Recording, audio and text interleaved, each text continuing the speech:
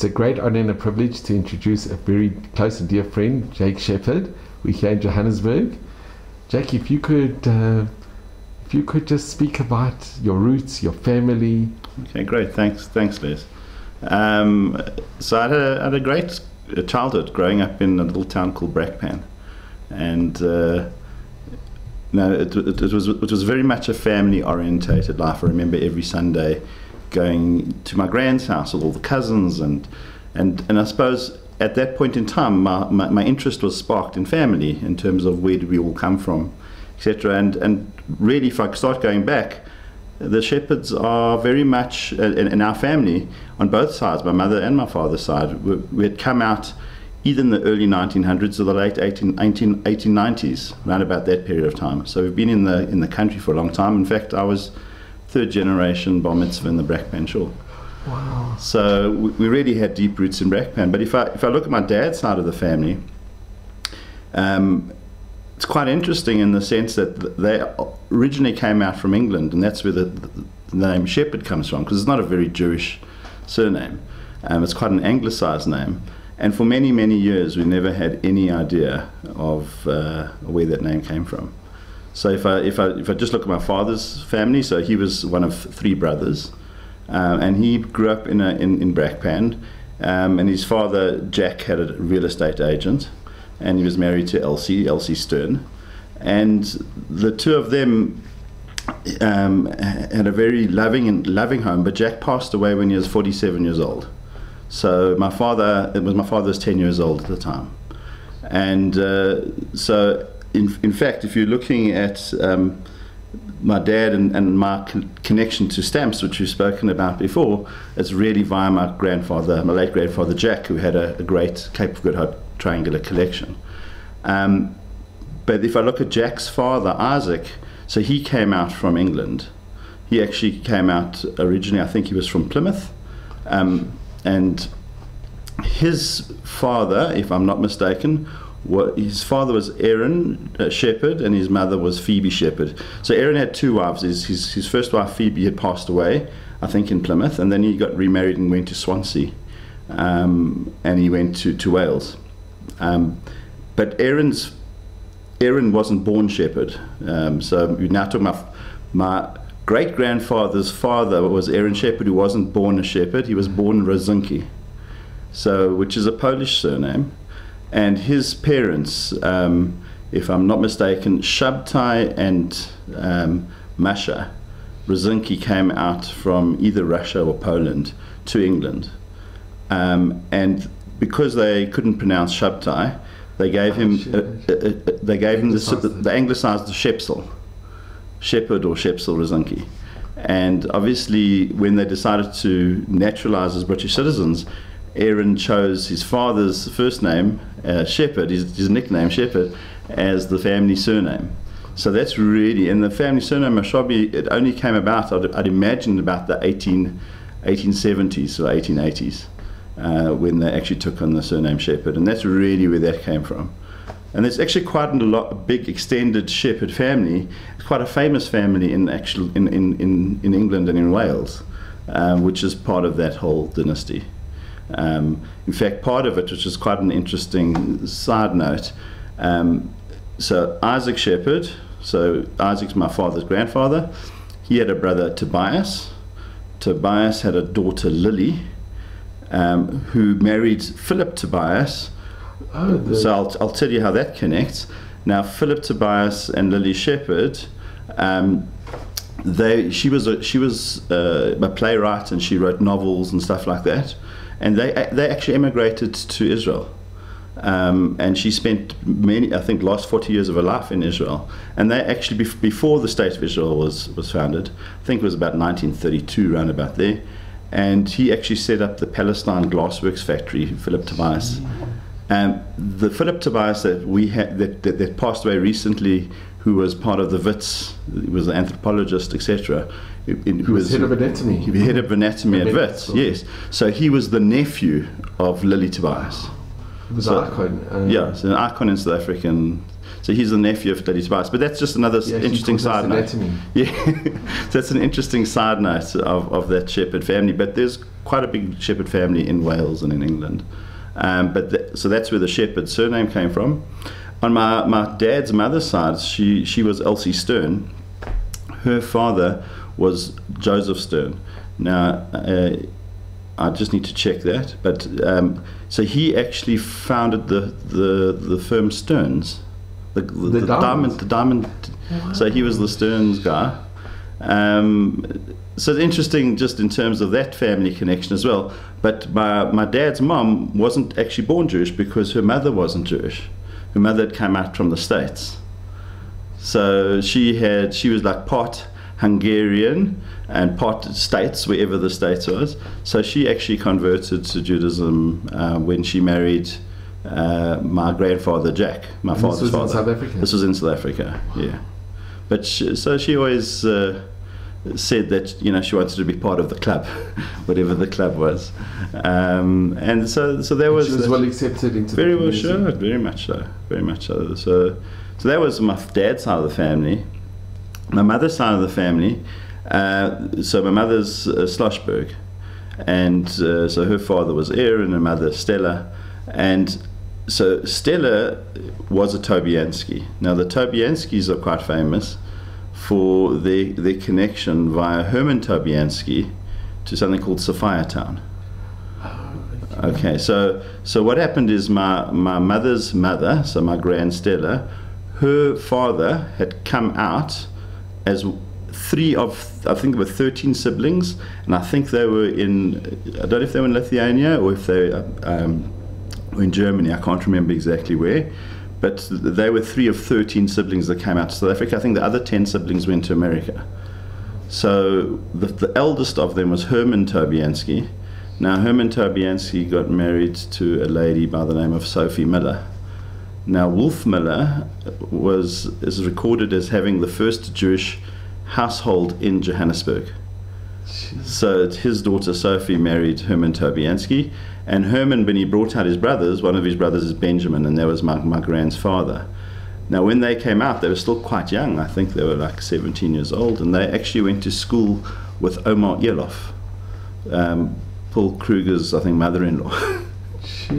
So there was that connection there with Paul Kruger. And I think there was at one stage Paul Kruger travelled to the States to raise funds for the Transvaal, and he bumped into some of the Tobianski family in the States, and they mentioned, "Do you know Herman Tobianski?" And he said, "Ur may you it." Wow. So there's that connection there as well. And Herman Tobianski, who was Benjamin's brother, he actually was a property developer, and one of the properties he developed was a place that he named after his wife Sophie, called Sophia Town. Wow. And so many of the streets in Sophia Town are named after members of my family. Really? Of my grand's family, yeah. So that's the connection there. And then actually, obviously, what happened with Sophia Town is no one wanted to buy any of the property because the government had opened up a sewage works nearby. So he decided to sell the land leasehold with a 99-year lease to blacks. And that's why it became a black township. But it was the only place in South Africa where blacks could own land. But they wouldn't own it because the laws of the country wouldn't allow it at the time. But what they did is they had leasehold of the land. And that was, the birth of Sophia Town. So when the nationalist government kicked out all of the blacks out of Sophia Town and annexed it as Triumph and effectively stole the land. Basically means triumph. Yes, triumph in Afrikaans. So they actually, to some extent, they stole the land from the blacks, but they also stole the land from the leasehold, the people doing the leasehold, which were the Tobianskis. So that was also an interesting side of the Tobianski side of the family. Have you ever been to I actually haven't been to Sophia Town, believe it or not. You should go. I once went, and the Phillips Company actually had property there. Yeah. They built a factory there. But the history of Sophia Town is incredible. Yeah, it's incredible. Vibrant it was.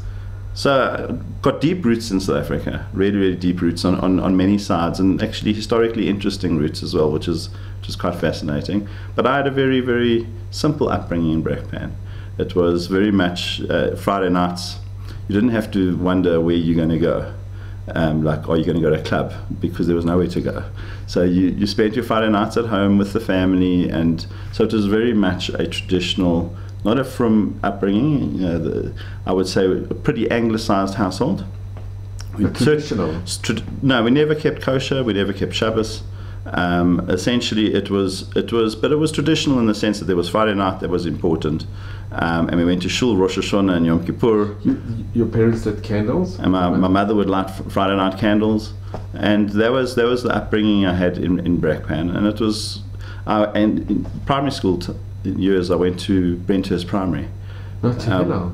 I didn't go to Hillel. So Brenthurst Primary is a English-speaking, one of the only English-speaking primary school, I think the only English-speaking primary school in Brackpan in those days, and that's where I went for my primary school.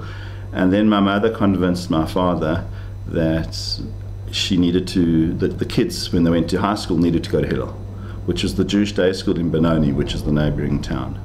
And I'm very thankful that she did that, because the first 6 months that I was at Hillel were a nightmare for me, in the sense that I had to try and get used to a whole different type of people called Jews, who I'd never really mixed with in the past. The only Jews I'd really mixed with in Brackpan were either my cousins or one or two other Jews my age, but very much not a Jewish environment at all.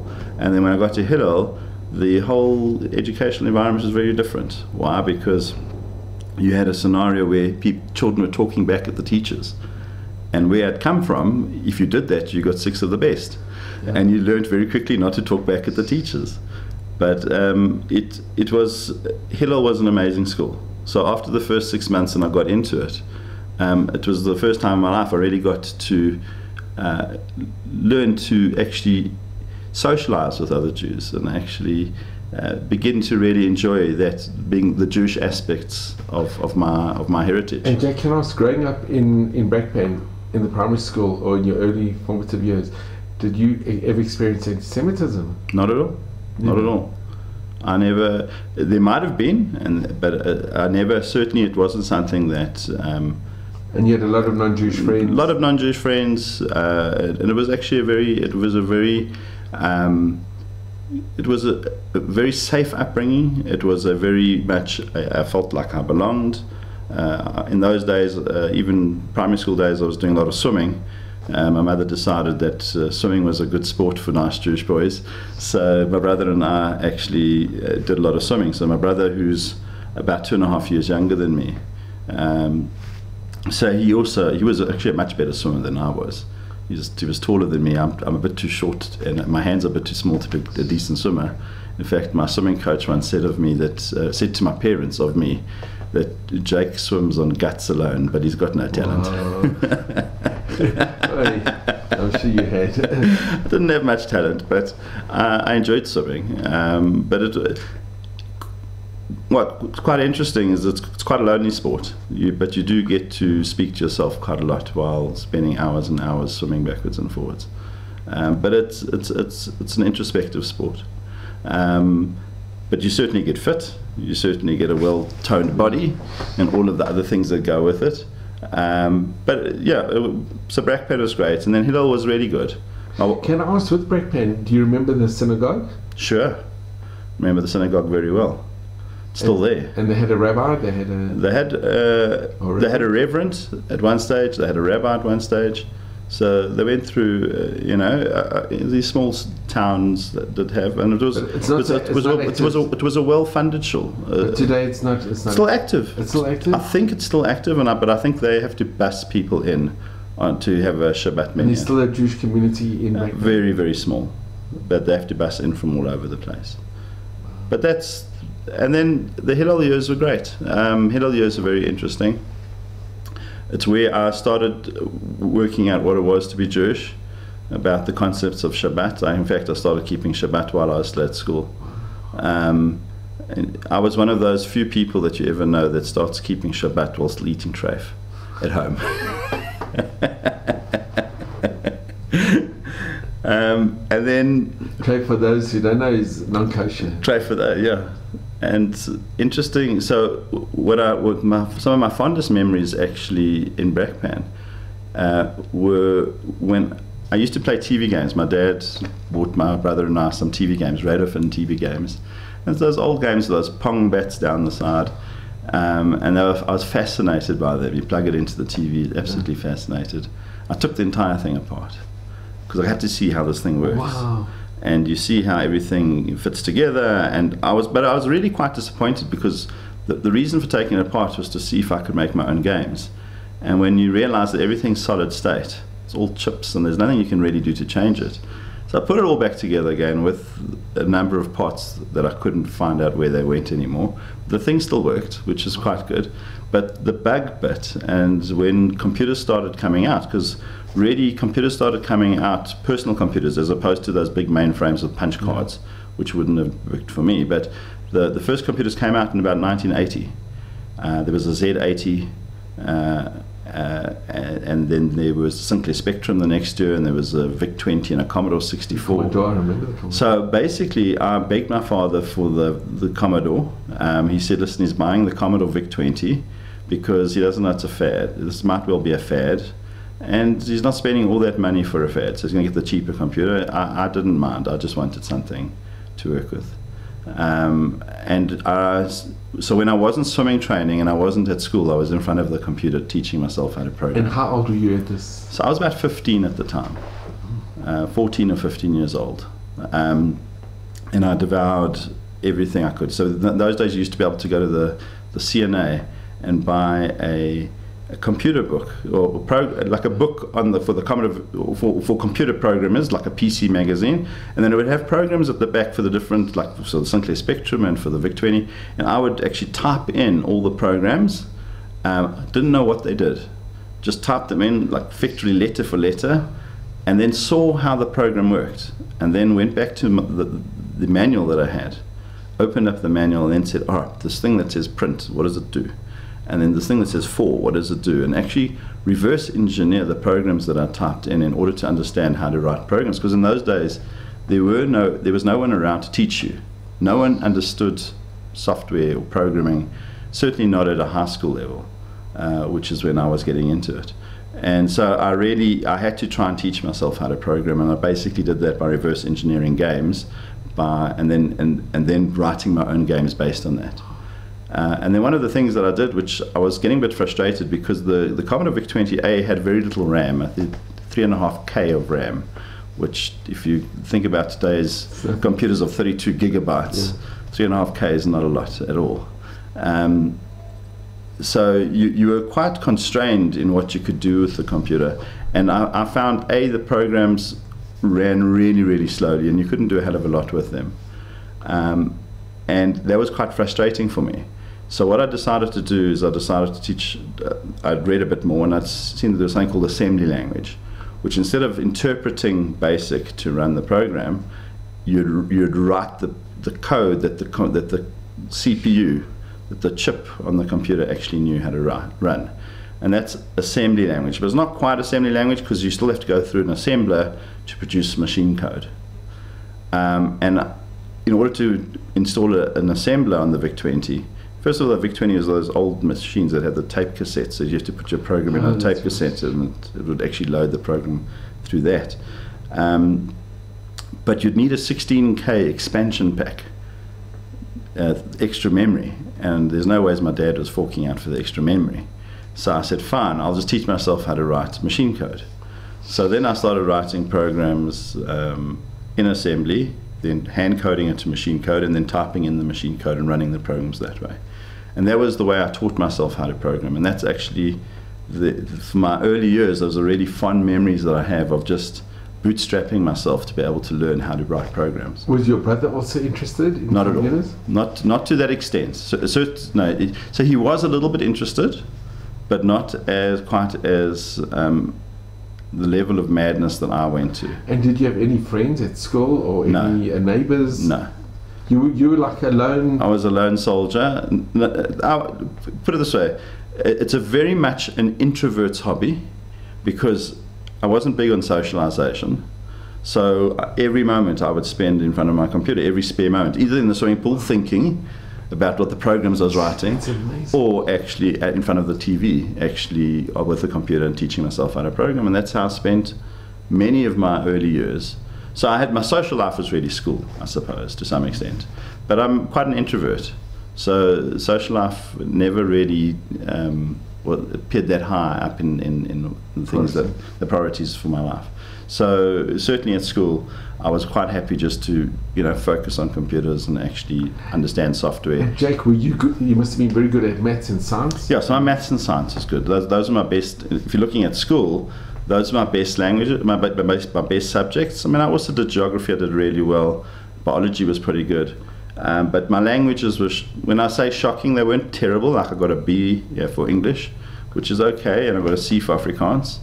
I remember. But for maths and science? For maths and science, those were A's and A pluses. Yeah. And then obviously when you decided to go to university. So then I decided, because in those days, I suppose computer science wasn't a big deal. It was the really early days, and computer science that I had heard about was people running around with punch cards, and that didn't inspire me to actually join computer science at Wits. But basically, what I also thought is, well, why should my hobby and my job be the same thing? Can't they be different things? And I'm also interested in engineering. Mm-hmm. So I decided to do electrical engineering. At Wits? At Wits. So I did 4 years of electrical engineering at Wits. And can I ask, electrical engineering, for our listeners out there, at Wits is one of the top. It's out of the engineering. It's the hardest engineering to get into. Pass, and it's really world class. It really is world class. Sure, certainly, yeah. And did you passed easily? So I didn't fail a year. I didn't apply myself as well as I could have and should have. I think I could have passed a lot better. But you passed every year. But yeah, I definitely passed every year. You graduated and qualified. Yeah, I graduated. I spent 4 years learning how to become an electrical engineer. The subjects that most intrigued me at university were the software subjects. So even electrical engineering had some software subjects, like microprocessors. And I remember that was like the course that I got the highest mark on ever at Wits, because they show you a spec for the 6809 microprocessor or something like that, and I just devoured the spec. I'd done this before with other CPUs, where you just look at the spec and you work it through and you write your programs, because that's what I taught myself to do. So microprocessors at university was very, very easy for me, and I enjoyed that. And then the other software courses that I also enjoyed, and I actually put a lot of effort into those. And but at the end, so I spent 4 years in an electrical engineering degree, and I've never worked one day as an electrical engineer. Can I ask, your time spent at Wits, was it very positive? It's a very good degree. But you were happy at Wits, that you chose to go to Wits University? Sure, very much so. It was in those days there was a lot of social unrest. There was a lot of demonstrating on behalf of, I suppose, the underprivileged, specifically black students who had it so difficult. So this is before 1994, so you got the apartheid regime in full swing, and so I only graduated in 1991, so it's very much in those turbulent years leading up to it. And I remember often that there'd be riots on campus with police coming onto campus, but fortunately the engineering campus was on West Campus and not East Campus, and most of the action was on East Campus, and it wasn't something that a lot of people, I suppose youngsters, feel that their job is to change the world. Never really, the social justice sort of aspects never really. I think the students who went to engineering were more focused on the engineering. The engineering, very, very much so. It's about engineering. It's a tough degree. You got to spend every waking moment, well, not every waking moment, but you got to focus on it. Something like third year, which is incredibly hard. If you take your eye off the ball, you're going to fail third year, really quite quickly. So you don't have the luxury of time to go to student protests. So those years were quite interesting at Wits. I learned a tremendous amount at Wits. A tremendous amount of engineering, because there you're going to learn to problem solve, and that's the whole course is really focused around how to solve problems. So to some extent, I have used my problem-solving engineering skills. And you didn't want to do a master's or a doctorate? So it was interesting. It was coming to the end of conscription, but conscription was still in place in 1990 when I finished my degree. And I had a choice of either I could do a master's and put off conscription. It's going into the army. Going into the army, or I could go into the army. And the army was apartheid army. Yes, and to give you the degree to which I didn't enjoy Wits at the end in terms of facing another year or so, I decided to go to the army instead. Wow. So I said, actually, I can't. I really don't have the desire to go back to Wits to do a master's, and let's actually just do the army, get it done with, so I can start my life. It was compulsory. Sure. And you were conscripted? So I was conscripted, and interestingly enough, so I actually the B'nai Akiva camp, a friend of mine at Wits, who was in my class, Ariel Gluch, he was Rosh Machaneh at B'nai Akiva camp in the final year that I was there.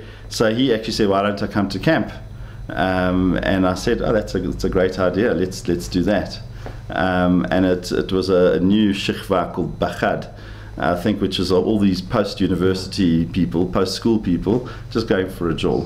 So I went to camp, and actually that's where I connected with my wife, Lauren. Wow. So we had met before, but I had an opportunity to speak a bit to her. So we started dating, and I went on one date before I went into the army. And we actually we decided to get engaged 6 months into my stint in the army. So I always say that I'm one of those people who had one date and then got engaged. Wow. And Jake, can I ask, what were you conscripted to in the army? So I went to Signals, which is in Heidelberg. I suppose an engineer, they thought Signals, it's a good place for you to go to. And it was very much so, 6 months or 5 months of basics, and then you would specialize and go to one of the other places. But you didn't have to go to Angola, or you didn't have to... So it was after all the wars. It was very much the closing down of the apartheid army aspect. I remember the one time marching, and the lieutenant or the corporal was singing anti-SWAPO songs. And so I was in a Jewish platoon because they decided to put all the Jews and the Seventh-day Adventists together. I suppose all the people who caused problems, just put them in one place. And it's easier just in terms of the kosher kitchen and everything else. So the Jews, as I've learned through life, don't take well to authority, and they're quite uppity. And one of the guys who was marching in our squad said to Corporal, "We're friends with SWAPO now, but it's an inappropriate song to sing." Wow. So basically we ran out of songs. There were no enemies, and I remember that quite distinctly. There were no real enemies at that point in time. And really you were in the army because the government said you had to go to the army if you didn't get an exemption. And how long was your conscription? So in those days it was going from 2 years to 1.5 years to 1 year, and my slot was 1 year. So really I was in the 1 year slot. Interestingly enough, they did want me to specialize. They had like an open day where they brought in all the different spheres of the army, so you could go into programming, which I really was interested to go into software programming. I thought that would be great for me, but then you could go into other, like the Air Force, or you could go into some of the other the areas. And they decided, I said to them, listen, I'd love to go into software. And they said, well, what degree do you have? And I said, electrical engineering. And they said, that's not software. So you have to go into something else. And I didn't want to go into anything else. So I actually, I pulled rank. I phoned my fiance, soon to be fiance at the time, who was now my wife, Lauren, and I said to her, listen, do you know anybody? She said yes, she knows the head chaplain, Isidore Rubenstein. Oh. And she spoke to him and got me a posting as a chaplain's clerk. Really? Yeah. So and I remember, so that, you know, when you get a posting to the chaplain's clerk, they send a message down to the army base where you're at, that's what they'd like you to do. And I'd been writing exams, because everyone has to write exams so that you can prove how good you are, whatever. And I remember going into the final, I suppose, handing out of posts, and the commandant, the commander of the base at the time said, I'm very cross with you because I've got this thing that says you've asked to be a chaplain's clerk and it's a waste of your talents. I'm not even going to tell you your marks. are you sure you want to be a chaplain's clerk? I said, Commandant, definitely I want to be a chaplain's clerk. And basically he wouldn't give me my marks. I have no doubt I had the best marks out of everybody. I'm an electrical engineer, and I did pretty well with all the exams. But at the end of the day, if they weren't going to use me as a software engineer, they weren't going to use me as anything. And it was very nice that period as a chaplain's clerk, the last 6 months of my army, was really great. Where did you go to different bases? No, not at all. I actually just was in Johannesburg town. I think it was the Designers Fed in their offices. And the last time I put in, the only time while I was there that I put in a uniform was the day I clawed out the finishing parade at the end of the army. So anyway, that was the army stint. But it was an interesting time. And during that time, I actually got engaged to my wife. So it was, if the one thing that I can really be thankful for from the army is the fact that I found a great wife. Wow. And then, Jack, from there, what did you do? So fascinating. So after that, when I finished with the army, I decided let's go to Yeshiva for a while. And my plan was to go to Yeshiva for a year. But I actually ended up only spending 2 months in Yeshiva. In which Yeshiva? So it was Rav Goldfein's Yeshiva. That's here. Yeshiva Gedola in Johannesburg. And I really enjoyed that. Actually, it was a great 2 months. But what happens is when you are engaged to get married, your parents put a lot of pressure on you to need to earn a living, which as a father, I understand where they're coming from. I also would like my kids to one day earn a living and not get married and have to be supported by their parents. So I had quite a lot of pressure to try and find a job. And one of the people who didn't lecture me at Wits, Dr. Jack Cohen, but he knew of me via the projects that I'd done, the software projects that I'd done, which I'd always done a really good job on. And he actually said, he called me while I was actually at Yeshiva and said, listen, there's a startup company that wants to write voicemail systems. Would I like to, am I interested in a job with them? Because he was consulting to them. And I said, yeah, well, if it's, I need to start earning a living, and I don't have to go out and find a job, it's already found me. So I basically started working at a voicemail company, and I was the only programmer there, and I actually had to learn a lot. It's a very steep learning curve. It was writing programs in C++, which I'd done quite a lot of at university, so it's a language I knew fairly well. But then it was really trying to learn patterns of how to program multi-threaded, because remember, with a voicemail system, you've got lots of calls coming in simultaneously across lots of channels, and you're trying to manage all those channels simultaneously. And today it's easy. You just spawn a new thread and you manage that channel on the new thread. The problem in those days, there was a single threaded operating system called DOS. So you had to try and emulate multi-threading in a single threaded operating system. And I had to do some really interesting work there to actually do preemptive multi-threading. With set jump and long jump. It's all nice technical stuff, but that was quite interesting. So I learned quite a lot in that stint, but I wasn't paid a hell of a lot of money, which is fair enough. You actually just, in the beginning of a career, you just need to learn. And after about 3 years, they ran out of funds, and there were stints of like 3 months at a time that I wasn't paid a salary. So I basically needed to start looking. And you were already married by this time? I was married, yes. So my wife was the primary breadwinner at the time. We were living in Yeovil.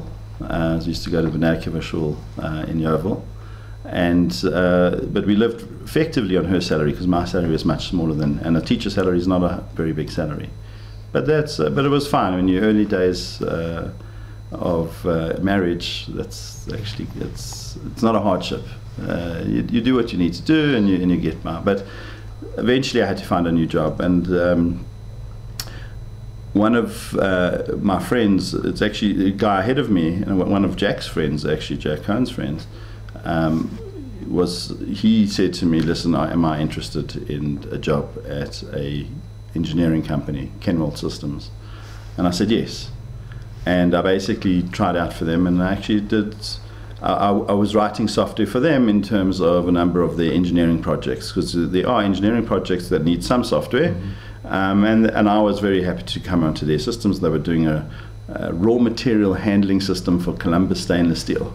So it's a stainless steel manufacturing plant where they have to pick up all the mild steel and the scrap steel and put it into the furnaces and stuff like that. And I was helping to write one of the programs to actually take all of that metal and move it into the furnace. And I remember the biggest challenge I ever had on that project, it was an enormous challenge, was that we had been writing this program for about 2 years, and then we had to go on site and install it. And it had a memory leak on a DECVAX mini computer. And there were no real tools to try and work out where the memory leak was coming from. And this is the sort of thing that after about 15, 16 hours of operation, it ran out of memory. And you'd have to reboot it, and that wasn't going to work. So we had to try and work out where this memory leak was coming from. And there was a team of about 6 or 7 people on that project, and no one could work out where this memory leak was coming from. And it was really bothering me. And I literally meditated on the code. I actually just looked at, there was a program that you could start, like a heap analyzer that you could start running with your program, which would tell you what memory has been allocated and deallocated, but it slowed down the program to such an extent that it would take half an hour to get to a point, let's say, in 15 seconds of real running. And it was way too slow, and it wasn't giving us anything meaningful. So any tools that we could try and use weren't helpful. And I'd actually looked through all the code that we'd written. There was nothing that was a memory leak. I'd actually gone through everything. It didn't make sense why there should be a memory leak. And I remember meditating on the code and saying, just by what I'm seeing of the memory leak, it seems to me it should be in this area of code, in a particular area of code. Let me see if I can just stress that part of the code enough to see if I can get the memory leak to really explode, and then give me a level of comfort that we found the area, which I did. And I proved that it was in a particular area of the code. And then I narrowed it down from there, finding what exactly was, and it turned out to be part of the standard C++ library that came with the DECVAX that had a memory leak in it. And I remember this was something that took me a week of solid work to try and work out. And I remember throwing it, like dancing a jig, jumping up and down, and really, like, I was, to find something like this, it's a needle in the haystack, and it really requires a lot of deep concentration, thinking, and just meditation almost on what the code is. And then you find this thing, and you're ecstatic, and you're jumping up and down. And I remember one of the guys on the project with me, Bruce Buertis, he said to me something I'll never forget. He says, "Jake, now I know what you like more than sex." Because I'm finding bugs in computer programs. Wow. So really, I've had this bug to write software for a long, long time. And while at Kennel Systems, it was then taken over by a company called Hatch, which is a big international engineering company based in Canada. And they launched an office called Hatch Africa, and they bought Kennel Systems. So I was then at Hatch. I was at Kennel Systems for about 2 or 3 years, and then Hatch for about 2 or 3 years. I can't remember exactly. It was about a 5-year stint. And I remember at one stage, Noel Peabody, which one of my directors, one of the managed guys, he used to run Kennel System, but then he became a director of Hatch. He said to me one day, he said, "Jake, I'm going to tell you something about business. If you're a company, you need to do what that company does to get to the top of it. So Hatch is a project engineering company. If you want to get to the top of Hatch, you have to become a project engineer and a project manager. And I know you love software, you're great at software, but that's my advice to you in terms of your career." So I said to him, "Noel, I'm very happy I know where it's coming from. It's coming from a good place, and I appreciate the advice you're giving me. But you need to understand something about me. The day I stop writing code is the day I resign." Sure. That's what I am. That's who I am. I've got to do it. It's almost like an artist. You have a creative need to paint. It's a passion. You've got to do it. Your soul needs it, and that's how I felt about software. So I couldn't not write software. It was never an option for me. And I remember at one stage, Dr. Jack Cohen, who got me my first job at the voicemail company. So he said to me, he called me up the one day and he said to me, do I want to join him? He's a one-man consulting company, Jack Cohen and Associates, and he'd like me to be the first associate. And I said, no, I'm not interested. Because I was at Hatch, I was very happy at Hatch. It's an international company. If we ever wanted to leave South Africa, were you earning a decent? I was earning a decent salary. I had no issue with the salary I was earning. I thought it was healthy. I was, certainly in terms of what I'd asked them for a salary, they had given me. So I didn't feel I was being underpaid, and I was enjoying the work. But I realized that the company wasn't necessarily a great fit for me. But it was an international company. So in those days, and even still to this day, a lot of South Africans are looking for how did they go overseas, and this was an option to maybe go overseas. So I wasn't that interested. But then the next year, I'd actually then done a lot of traveling. I'd gone to Namibia and to Zimbabwe. And This is for the company? This is for Hatch, yeah. And then I'd gone to Lime Acres, which is near Kimberley, and I'd gone to Kuiberg in the Cape. So I'd been doing all these projects, and I was married and not spending any time at home with my wife. So I was really, from that perspective, it was really, really hard. And I then called Jack up again and I said, listen, are you still interested? Is that opportunity still available? And he said, for sure. So the two of us got together and we said, all right, let's start a new company. And the company we started is Synthesis. So it's the forerunner of the Synthesis, that I'm working in today. So Jack and I founded Synthesis back in 1997, and really we decided let's focus on the banks. And you then could say, well, why focus on the banks? Because what we brought to banking was profound ignorance of banking. Okay, we knew a bit about software, but we didn't really know a lot about banking. But I knew that I'd done a lot of work for the manufacturing and sort of companies, the mining companies, and I knew they needed software, but I also knew they didn't want to pay for it. So not a good idea to work in a profession with people that want to pay you for it. So we decided banks also need software, because you must understand, people need banking. They don't need banks, but they need banking. Yeah. Banking is software. That's what banking is. It's software. So the banks definitely need software, and they're prepared to pay for it. It's core to what they need to do. And that's in retrospect, that turned out to be a phenomenal decision, because by actually choosing to focus on the bank, still got to make it work, still got to grow a company, but at least it meant that we would have customers who would be willing to pay us for our time, which is great. And Synthesis grew very slowly. I think from 1997 to 2000, it was still Jack and I. It was a two-man show. We did some work for a company called CQS, that audit software company, did some consulting to them. It was one of the few consulting things not to a bank. And they liked what they saw, and they said, well, why don't we merge? So we merged. So Synthesis merged with CQS. So we were 2 people, and they were 17. And the idea was that we would help them grow their software competence, which we did over the next 4 years. But really, we stayed as Synthesis a division within CQS, but focused on consulting services for banks and writing software for banks. Who thought of the name Synthesis? So it actually, if I remember correctly, it's the late Carolyn Cohen, Jack Cohen's first wife. She passed away, unfortunately, from breast cancer. But at the time, I think she was the one who came up with the name Synthesis, because she said what you're doing is you're actually taking all of these different pieces, these parts, and you're getting them to work harmoniously together. And that's a synthesis. And you had a very good connection with Jack, a good relationship? Unbelievable. Jack is one of those really special guys.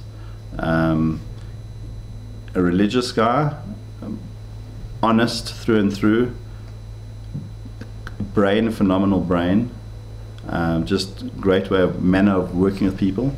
I picked up tremendous amounts of insights in how to work with people by just watching Jack interact with people.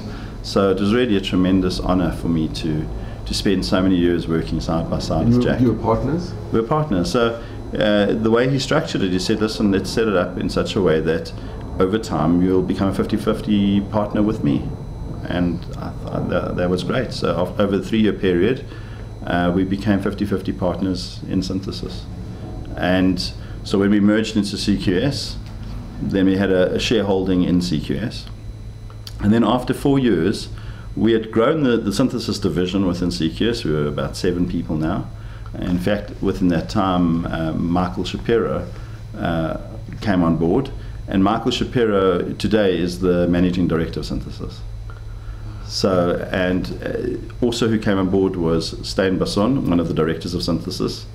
And at that time, as we were splitting off from CQS, Tom Wells also came on board, and he's another director of Synthesis. So effectively, the core of Synthesis was actually forged during those initial years while at CQS. And so after 4 years, we decided to split and go our own ways. And I think it was, in retrospect, it was a great decision for both of us, because CQS has gone on to be acquired by Adapt IT a few, 3 or 4 years ago, and Synthesis about 3 years ago, 2.5 years ago, was acquired by Capital Appreciation. So both listed on the Johannesburg Stock Exchange. So both companies, even though they split apart, they each forged their own journey, and both were successful journeys. So from that point of view, it was actually quite an impressive to see. And when you split, it went well. There weren't any. Any split is difficult. Yeah. But I think everyone wanted to. It was very amicable. It was amicable. In other words, there were no arguments about, like, how do we value these businesses, how do we do that. We just came to an agreement, and we decided to split. But it was very nice to then be masters of our own destiny. So Jack and I could then plot our own way forward instead of being second guessed, and that for me was really important. I think we just outgrown.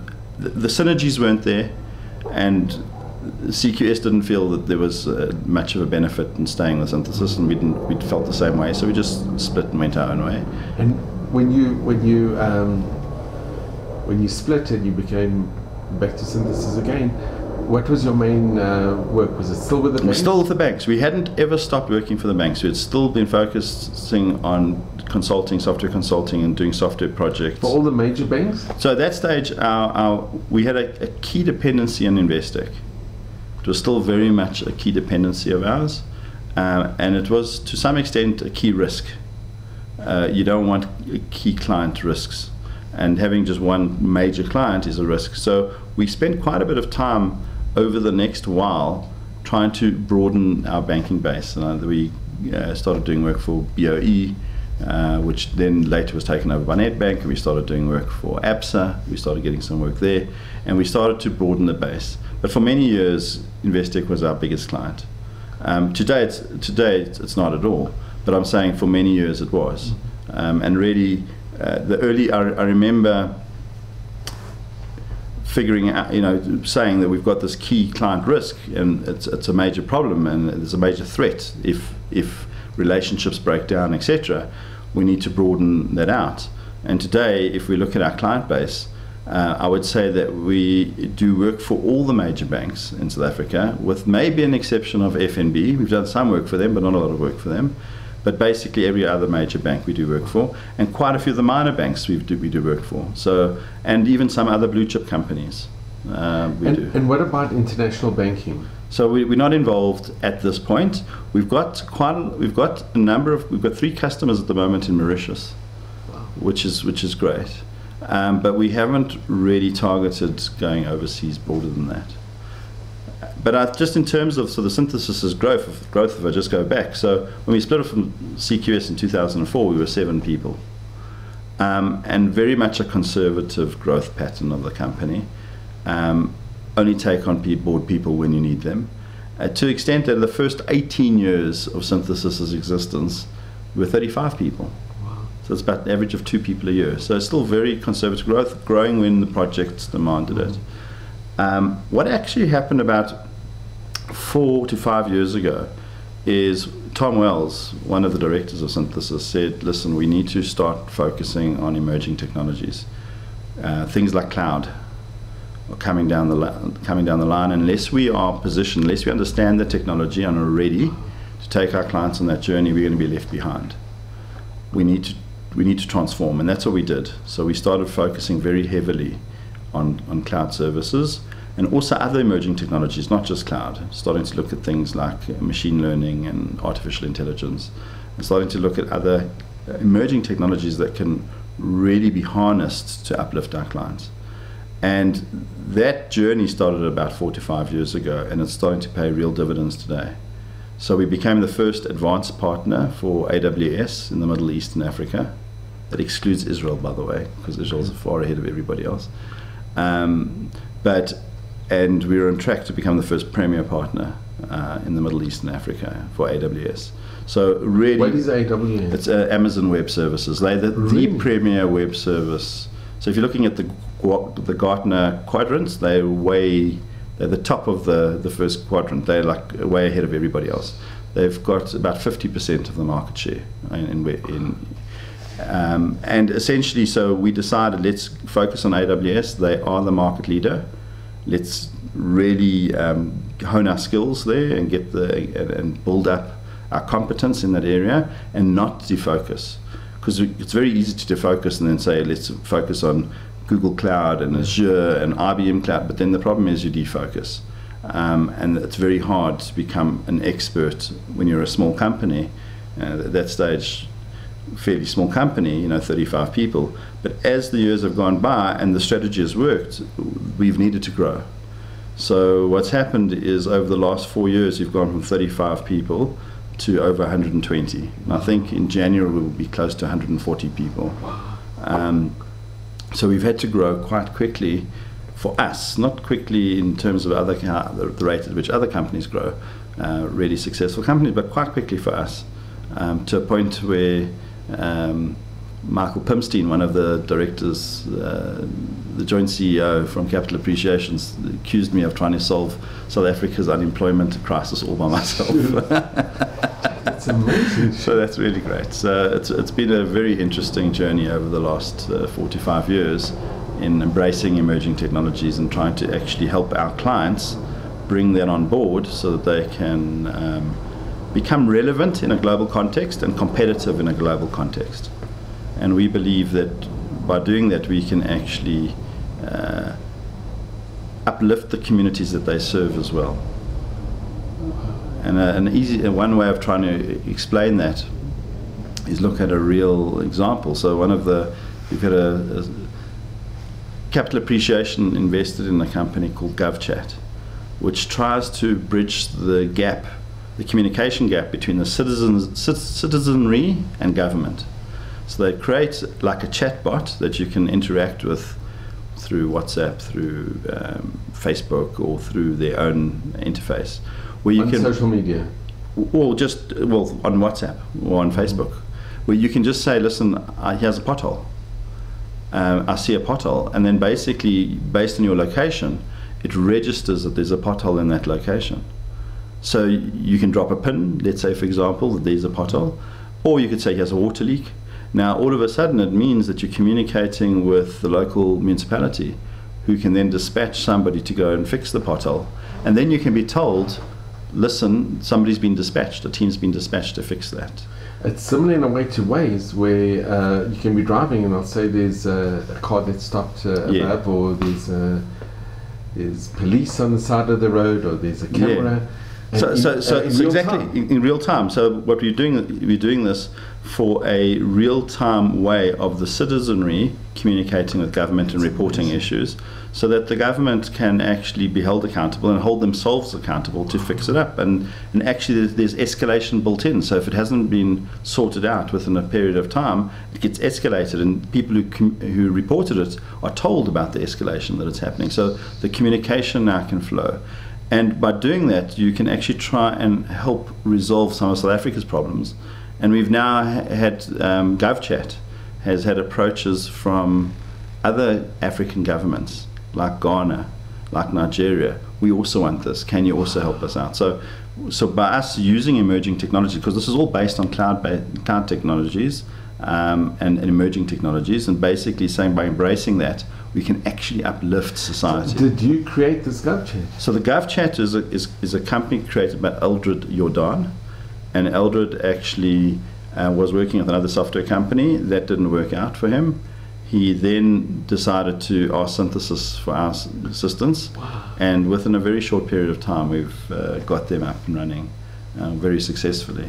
So it's still early days, but there's a lot of interest, and the interest in it goes all the way up to Ramaphosa as the president of the country, who's interested in making sure that this thing works.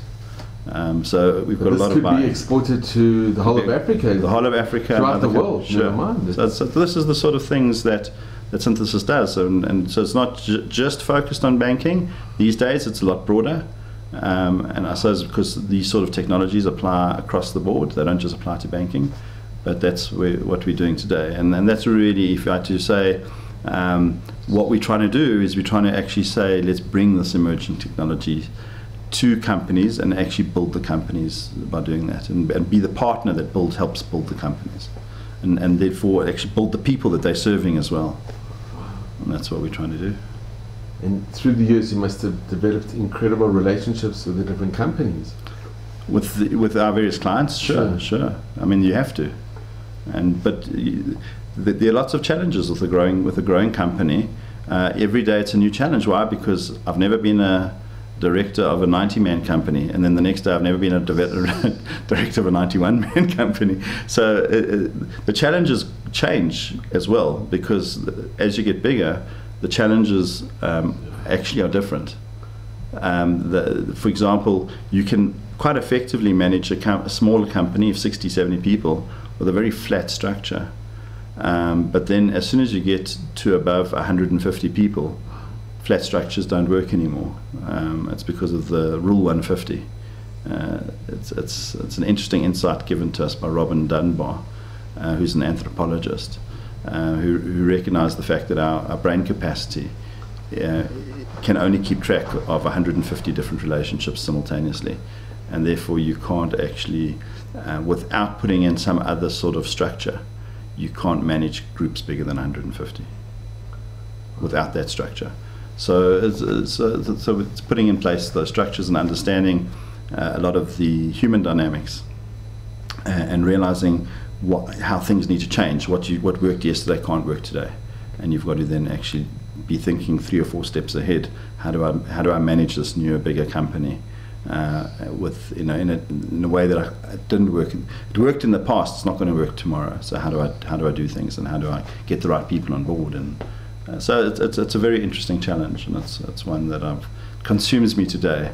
And I suppose whereas if I had to look back in my life, in the early years, which is really about software and writing code and really embracing the machine, today my role is actually flipped. It's really to understand the people in the company and understand what drives them, what motivates them. And so somebody asked me, like, well, Jake, so what do you do as a synopsis, like, in a few words? And I said, I'm a builder.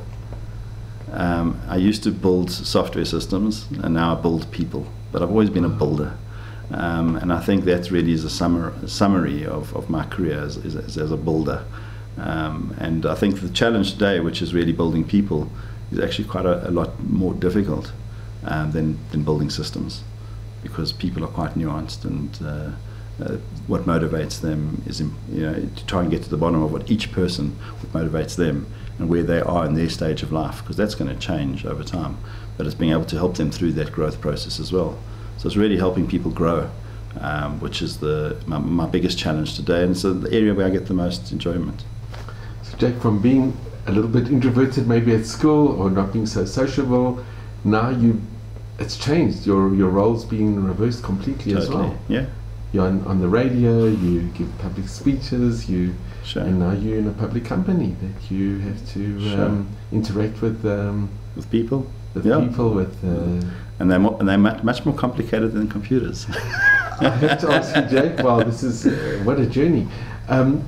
Your daughter and your son, have they followed in your footsteps of this? Do they have the same passion? So let's go back. So my daughter was born in 1998. Yes, 28th of May 1998. And she's she's currently at the RDC, the Bein Tchumi in Herzliya. In Israel? In Israel, and she's doing a BA in communications, which is radio, film, television. It is definitely the coursework that she's doing resonates with me very deeply in the areas that I'm really interested in. Let's call it the second half of my life. That work that she's looking at, I was like over the moon when she was telling me the textbooks she was reading and the books, the reading material. I was like so excited. So it's all the stuff that I'm interested in later on in life. So already I have a tremendous love for the information that she and the learning that she's doing, but it's in a totally different area. It's very much radio, film, television, doing videos for people, investigative journalism. But she's really doing well, and she's enjoying it. She's enjoying it and loving it. They've got a really amazing. There's something called JLIC, Jewish Learning Initiative on campus, which is an initiative started by the OU, and I think Mizrahi today has teamed up with the OU to support it. And that's putting a rabbi and a rebbitzin on campus, and that's created an entire, like almost this community feel. And my daughter's really resonated with that. So she feels her Yiddishkeit is supported, which is and she's like has a place to be and feels she's at home within that community, which is great. And my son just started. He matriculated last year, and he's just started now at RDC as well, and he's doing a BA in psychology. And he's actually doing also. I mean, it's early days yet, but he had an interesting journey through school, and just in terms of going through to a special needs school for 4 years, and then mainstreaming, and basically just blowing us all out the water with how well he managed to do at school, like from whether it was sports, like he actually represented South Africa at Maccabi for table tennis, really? Or and he became deputy head boy of King David Victory Park, which is where he mainstreamed. Got 7 A's in matric, so academically he just blew us all away. And so he can actually literally do anything he wants to do. You'd like to try and do something about neuroscience, but in terms of understanding the brain and how that all fits together. But at the moment, you can't do that as an undergrad. You can do that as a postgrad. So he's doing psychology as an undergrad, and he's enjoying that. And are your kids also very keen on computer? So interestingly enough, my daughter's certainly not. My son at one stage, he certainly got the mental ability for it, and his maths is outstanding, science is brilliant. And he said to me, "Dad, I don't want to destroy your business." When I asked him if he wanted to do computer science.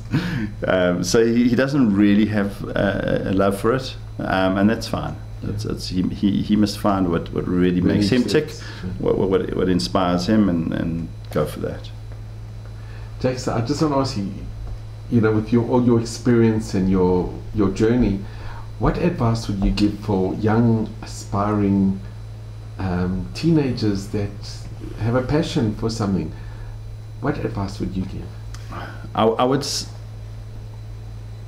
It's really important to understand what you love, because you're going to have talents, and I think you need to feed those talents. You need to practice them. I did a podcast on this in terms of like early on in your life, just work out what those talents are. You can see what you're drawn to, what you enjoy, what you sort of have a knack for. where you come away from it inspired. Wow, that was great, I want to do it again. Those are your talents, like really invest in those. Spend a lot of time learning about them, building competence and practicing those. That's really important. And I would say, like, make that the basis of whatever you're trying to do. Like, those talents should be the building blocks. Don't try and be the best person at a particular talent in the world. What I mean by that is there's certain professions, like for example tennis or golf, where what I call lotto professions, where effectively you only become, the only people who succeed are the top 10 or maybe the top 20 in the world, and everyone else doesn't actually do particularly well. They're basically living on the breadline. And that's because those are professions where they're like lottos. Only the few people win the lotto. And that's because they're hyper focused on one skill, and they do that one skill really, really well.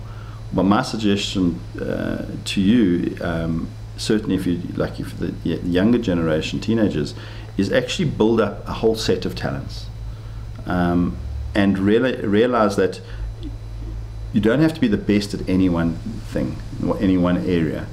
But what you're going to be the best at is across a whole collection of areas, and then actually use that collection to build your career and find the opportunities that resonate with you, and then actually move into those opportunities, and really use your entire life to constantly build. Become what I call in another interview that I was given, I said, in a speech I gave, I said you have to become a lifelong learner. You have to constantly be looking out for areas that you can actually just augment what you're doing now, and do that consistently and do it always. And eventually you're going to find out that you're going to be the best person to do the thing that you meant to do with the skills that you have, and the investment in practice and the investment in knowledge that you've put into those areas. That would be my recommendation. It's wonderful advice. It's very special advice. And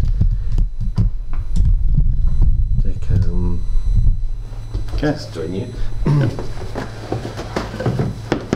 a bit closer. Right. So Jack, I really want to thank you. We've known each other many, many years, but hearing your journey, it's very inspirational. And to see somebody who's so passionate, and thank God he's done so well, and who continues to do well, and to inspire. Thanks. And you inspire, I think, everybody that you meet. Thanks, Les. Yeah. And it's been a great honor and a privilege to be with you. Likewise. Thanks.